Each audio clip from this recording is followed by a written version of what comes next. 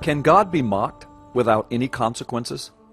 The following are sensational examples of men and women who mocked God.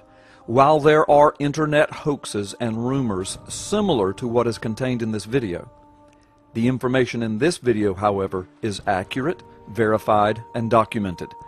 As you watch this video, keep in mind that it will all be put in proper context at the end of the video. Bon Scott was the co-writer of the AC/DC 1979 popular song Highway to Hell. The song Highway to Hell lyrics referred to the self-destructive lifestyle of the rock and roll artist with the lyrics, "Hey Satan, paying my dues, playing in a rocking band. Hey mama, look at me, I'm on my way to the promised land. I'm on the highway to hell." At the age of 33, Bon Scott was pronounced dead on arrival at King's College in London, England. The cause of death was asphyxiation as a result of vomiting after passing out after a night of heavy alcohol consumption. He choked on his own vomit. John Lennon declared in 1966, "Christianity will go. It will vanish and shrink. I needn't argue about that. I'm right and I will be proved right. We're more popular than Jesus now. I don't know which will go first, rock and roll or Christianity." 14 years later, at the age of 40, Lennon was shot dead in New York City on December 8, 1980. Today, over 2 billion people worldwide claim to worship Jesus Christ.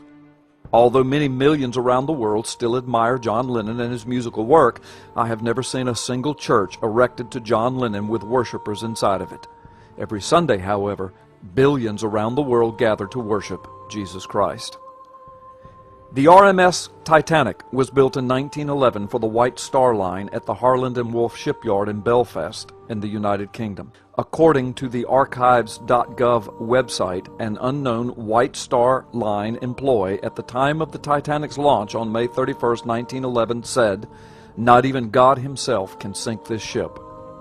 That documented quote was then used by the character Cal Hockley, who was played by Billy Zane in the 1997 movie Titanic. We all know what happened to the Titanic. The risque and licentious sex goddess that Marilyn Monroe portrayed on screen only revealed a glimpse of the rebellion and looseness that marked her life behind the scenes. Biographer Anthony Summers of Goddess, Secret Lives of Marilyn Monroe writes, "Marilyn had a lifelong interest in the occult, and she often visited astrologers and psychics.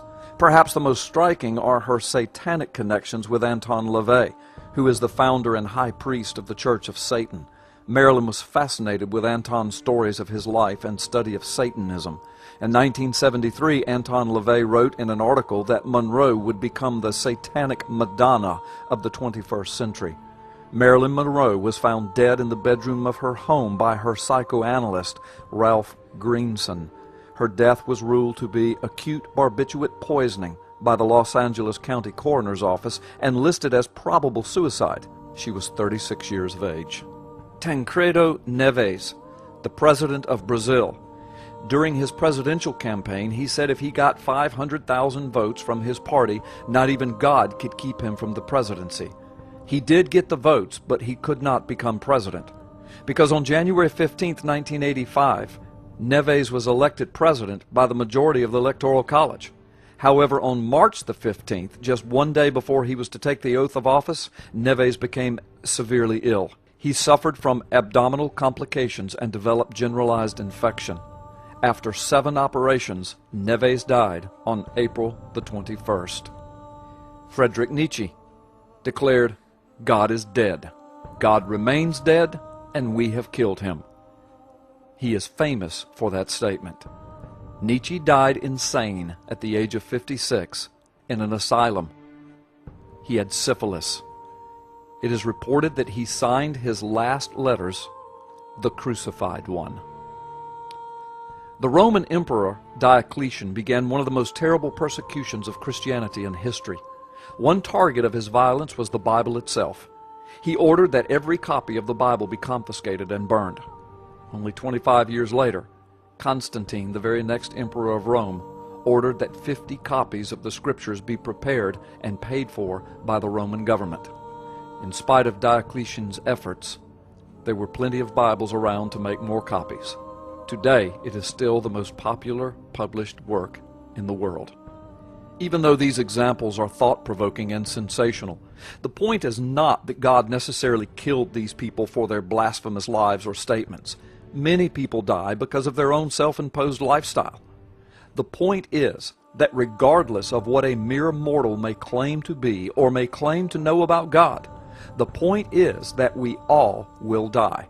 We will all stand in front of the God who created us. The question is, will you stand in front of Him having worshiped Him and served Him with your life, or having mocked Him with your words and your life? The choice is yours, but eternity is in God's hands.